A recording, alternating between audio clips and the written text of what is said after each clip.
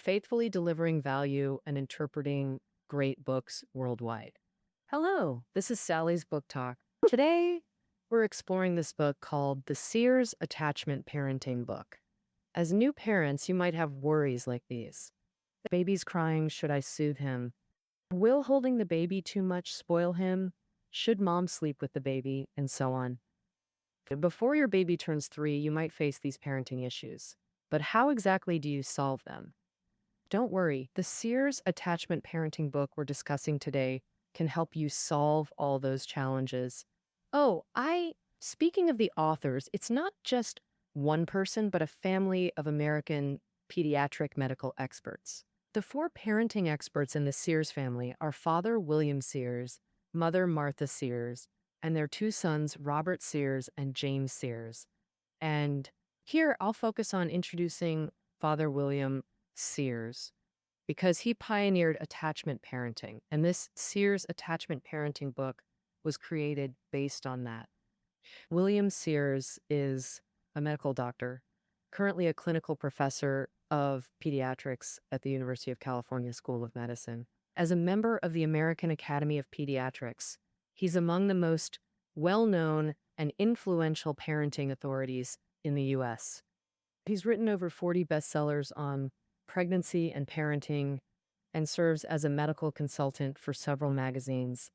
To find truly useful educational methods, William and his wife spent over 40 years compiling effective parenting experiences from thousands of parents, combined with raising their own 8 kids and incorporating new ideas from the past 2 decades in parenting and pediatrics, ultimately writing this Sears Attachment Parenting book. So, although attachment parenting was pioneered by William Sears, all the views and methods in the book are practice tested, definitely not just one person's opinion. Published over 20 years ago, this book has remained a bestseller, still topping the sales charts for parenting books in major U.S. bookstores. Almost every American mom has a copy, hailed as the Bible of parenting. New parents worldwide can find methods suited to them in the book, turning their parenting into a joy. So, what exactly is attachment parenting? The authors directly answer in the book that the best way for parents and babies to adapt to each other and feel comfortable is through attachment parenting. And um, that's the author summarized the 7 aspects that make up attachment parenting. Here, I'll explain each of these 7 aspects to you, combining relevant parenting knowledge from the book to help you grasp its essence. The 7 aspects of attachment parenting are uh, first, making childbirth an emotional bond. Second, the science behind baby's cries. Third, keeping the baby close to you. Fourth, breastfeeding the baby. Fifth, sleeping with the baby. Sixth, maintaining balance and boundaries. Seventh, learning to discern parenting advice. All right, without further ado, let's now see what these 7 aspects are all about. First, let's talk about the first aspect, making childbirth an emotional bond. The key to attachment parenting is building a close relationship with the baby. And the establishment of this close relationship begins at the moment of childbirth. In the author's view, childbirth isn't just a physiological process of the baby entering the world. Therefore, it's crucial to establish an emotional bond with the baby as early as possible. Therefore, parents need to be fully prepared before and after childbirth. For example, before childbirth, learn about delivery basics, provide psychological comfort to the mother, learn baby feeding methods, prepare baby clothes, and so on. Additionally, mothers should try to avoid cesarean sections and opt for natural childbirth because after a cesarean section, the mother might shift her focus from the baby to self-healing, which isn't conducive to building a close relationship. Moreover, natural childbirth is a result of the mother and baby working together, which fosters more affection from the mother towards the baby. However, when it comes to natural childbirth, many expectant mothers still feel a bit scared. During his over 40 years of work, The author has personally delivered over 1,000 babies. Based on this experience, he has summarized 10 key points for safe natural childbirth for you. First, choose a suitable childbirth environment. Second, choose a warm and relaxed childbirth environment. Third, hire a professional childbirth coach. Fourth, stay active during pregnancy. Fifth, don't use the supine position for childbirth. Sixth, try various childbirth positions. Seventh, make reasonable use of science and technology. Eighth, use anesthesia cautiously. Ninth, avoid episiotomy. 10th, make a childbirth plan, etc. These 10 key points. Although these points create the best conditions for natural childbirth, it's not easy to achieve all of them in China currently. For example, choosing a suitable delivery doctor isn't possible for every expectant mother given the country's medical conditions and hospital operations. Ninth, choose a warm and relaxed childbirth environment. It's harder to meet this requirement when beds are scarce. However, with improvements in China's medical conditions and people's health knowledge, things are getting better. For example, while hiring a pro-childbirth coach isn't easy here, many folks invite the mom's mother or mother-in-law or even experienced friends to act as coaches, which is also safe. Episiotomy is now banned in hospitals. After birth, the sensitive period for bonding with the baby begins. And the author really stresses how parents and babies can bond closely during this time, like having baby's belly touch mom's belly, face against mom's breast, and helping with breastfeeding. Parents should also gently stroke the baby and talk to them because the baby just came from the room to this world and isn't used to outside yet. In close moments with mom, her body warmth and breathing rhythm mimic the womb, calming baby's tension and building that bond. After birth, parents' first big challenge is figuring out baby's ever-changing needs every second. That means mastering the science behind baby's cries, the second key part of attachment parenting. Folks don't agree on how to respond to baby's cries. Some think you shouldn't pick baby up right away when crying because it might make them cry more often. Actually, crying is baby's main way to communicate needs to the world.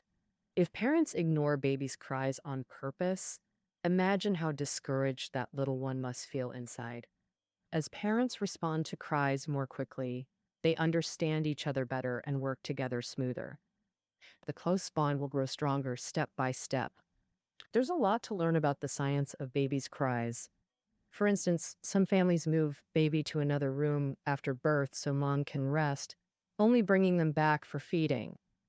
So mom rarely hears the cries. The author doesn't like this because baby's cries boost mom's hormones for milk, creating biological sync. Separating mom and baby not only disrupts their biological sync, but also blocks their close bond. In daily life, parents need special attention to unusual baby cries, like when 2-week-old suddenly screams piercingly with stiff limbs, arched backs, clenched fists, continuing despite soothing until exhausted sleep. These babies likely have colic. Others make rapid, short cries with purple lips and labored breathing. Sometimes there's also fever. Such babies may have pneumonia, needing immediate hospital care. Other babies have continuous short cries, not loud but urgent, gasping with pained expressions. This often means choking or oxygen deprivation. See, there's quite a science behind baby cries, right? So how should parents soothe crying babies? Next, the third aspect of attachment parenting, holding babies close to your body. After having a baby, many parents find personal time vanishes, especially for moms, constantly juggling baby care with other tasks. This dilemma feels never-ending, but keeping baby close eases the anxiety. Consider Martha, William's wife and co-author. As a mother of 8, Martha was overwhelmed just with childcare. Yet she also worked as a lactation consultant and taught courses. Her schedule seemed impossible, but baby-wearing saved her. Once, during a crucial lecture, her 6-month-old Matthew got sick. She taught the entire course to 150 pediatricians with Matthew in a sling. Afterward, a doctor told her, "Your actions spoke louder than your words." They discovered this method at an international parenting conference. He saw two Zambian mothers carrying babies close in slings, the babies either sleeping or playing, looking utterly content.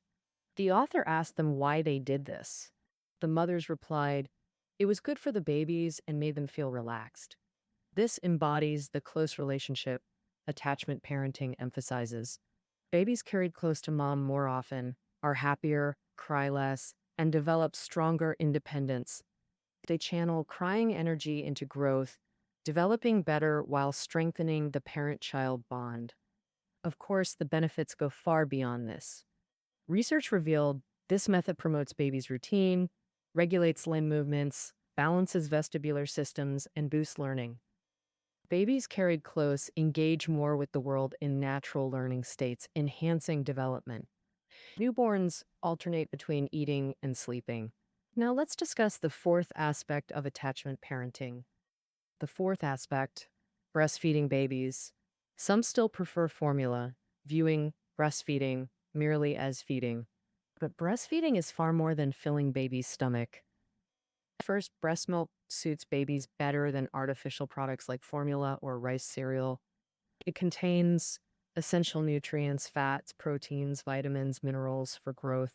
These nutrients automatically adjust ratios as baby develops. No synthetic product can achieve this. Studies show longer breastfeeding correlates with clearer IQ advantages. Breast milk has 400 plus nutrients absent in formula, like immunoglobulins and infection-fighting proteins. Before baby's immune system matures, these act as natural antibiotics, earning breast milk the title best vaccine. Ever notice babies often fall asleep at the breast with nipple and mouth? The author explains this is because breast milk contains sleep-inducing components, so babies often fall asleep while nursing. No synthetic product can match this effect of breast milk.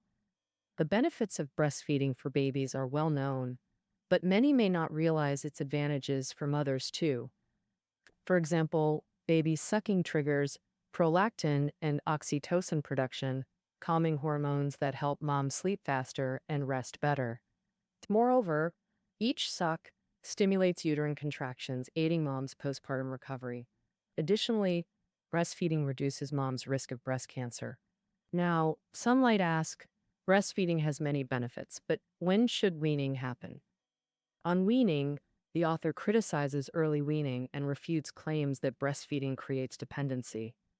Research shows longer breastfeeding builds security and independence. So when exactly should weaning occur? The author suggests between 9 months and 3.5 years old. As parents respond to cries more promptly, mutual understanding deepens and coordination improves. The close bond strengthens gradually. There's much to learn about the science of baby cries. For instance, some families move baby to another room after birth for mom's rest, only returning for feeds. Thus, mom rarely hears cries, a practice the author opposes as cries trigger hormonal milk responses, creating biological sync. Separating mom and baby disrupts biological sync and blocks bonding. Parents should watch for unusual cries, like sudden piercing screams from 2-week-olds with stiff limbs, arched backs, clenched fists, continuing despite soothing until exhausted sleep. Babies showing these signs likely have colic. Others may produce rapid, short cries with purple lips and labored breathing. Sometimes there's also fever.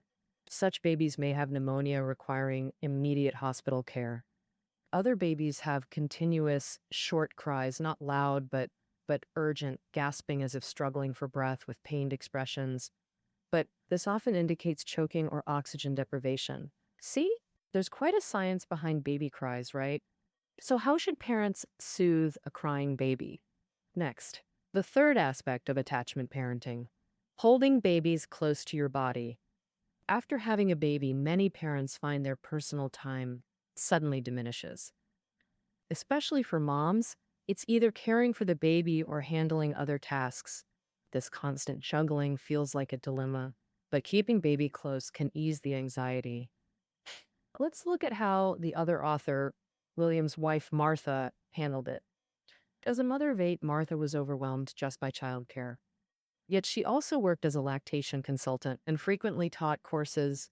Her schedule seemed impossible, but baby wearing saved her. Once, during a crucial lecture, her 6-month-old Matthew fell ill. She taught the entire course with Matthew in a sling, facing 150 pediatricians. Afterward, a doctor told her, "Your actions spoke louder than your words." They discovered this method at an international parenting conference. He saw two Zambian mothers carrying babies close in slings, the babies either sleeping or playing, looking utterly content. He asked them why they did this. They replied, it was good for the babies and made them feel relaxed. This embodies the close relationship attachment parenting emphasizes. From the author's observations, babies carried close more often are happier, cry less, and develop stronger independence. They channel crying energy into growth, developing better while strengthening the parent-child bond. Of course, the benefits extend far beyond this. The research showed this method promotes babies' routine, regulates limb movements, balances vestibular systems, and enhances learning. Babies carried close engage more with their surroundings in natural learning states, accelerating development. Newborns alternate between feeding and sleeping. Now let's explore the fourth aspect of attachment parenting. The fourth aspect, breastfeeding. Some still prefer formula, reducing breastfeeding to mere feeding. But breastfeeding is far more than satisfying hunger. First, breast milk suits babies better than artificial products like formula. It contains essential nutrients, fats, proteins, vitamins, minerals, for growth. These nutrients automatically adjust ratios as baby develops. No synthetic product achieves this. Studies show extended breastfeeding correlates with clear IQ advantages. Breast milk has 400 plus nutrients absent in formula, like immunoglobulins and infection-fighting proteins. Before baby's immune system matures, these act as natural antibiotics, earning breast milk the title Best Vaccine. Notice babies often fall asleep nursing, with nipple and mouth. The author explains breast milk contains sleep-inducing compounds causing this. No synthetic product matches this effect. While benefits for babies are known, fewer realize breastfeeding's advantages for mothers. For example, nursing triggers prolactin and oxytocin, calming hormones helping moms sleep faster and rest deeper. Moreover, each suck stimulates uterine contractions, helping mom recover her figure. Additionally, breastfeeding reduces mom's risk of breast cancer. Now, some might ask, while breastfeeding has many benefits, when should weaning happen? Well, on weaning, the author criticizes early weaning and refutes claims that breastfeeding creates dependency. Research shows extended breastfeeding builds security and independence. For babies, this causes deep psychological harm. For moms, wanting but unable to hold baby creates panic and anger, damaging the bond. Of course, some counter-arguments, some counter that certain mothers struggle to care for or even abandon babies. Relying solely on maternal intuition for parenting is unreliable. This misunderstands motherhood. Maternal intuition fully emerges only when mothers feel completely safe. Mothers who struggle often face personal issues, psychological barriers, character flaws, and difficult environments, such as conflicts with mothers-in-law, arguments with husbands, or suspecting infidelity. After birth, all family members, especially fathers, should create a safe, warm environment for mom's full focus on parenting. Hearing this, many parents feel attachment parenting is too time-consuming. The author frankly states attachment parenting requires more time with baby, but long-term, it's the easiest approach, fostering emotional stability, stronger independence in babies. It reduces common illnesses like fevers or colic, promotes development, channeling energy into growth and interaction. With that, we've covered today's content. Let's recap the key points.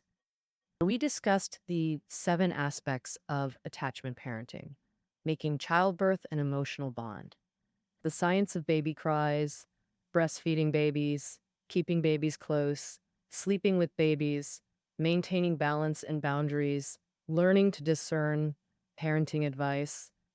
These 7 aspects, though not closely related, share a common core. That is the best way for parents and children to adapt to each other and feel comfortable. Therefore, when discussing each aspect, the author emphasizes the importance of a close relationship with the baby, which is key to understanding and applying attachment parenting. Uh, uh, this book starts with common parenting issues, helping parents understand what their baby truly needs, thereby correcting their parenting concepts. Moreover, the comprehensive content of the book enables parents to quickly transform from novices to experts. However, it's important to note that although all the views and methods in the book are verified and tested, the author is very candid. At the beginning of the book, he tells us that there is indeed no one best way to parent. So, although the author shows us how to become parenting experts, the purpose of the book is to help parents and children adapt to each other. The author says this is the true meaning of parenting. For parents, the parenting methods in the book should be applied flexibly based on reality, not rigidly. All right, that's the interpretation of the Sears attachment parenting book for you. The reading notes are below the audio. See you tomorrow.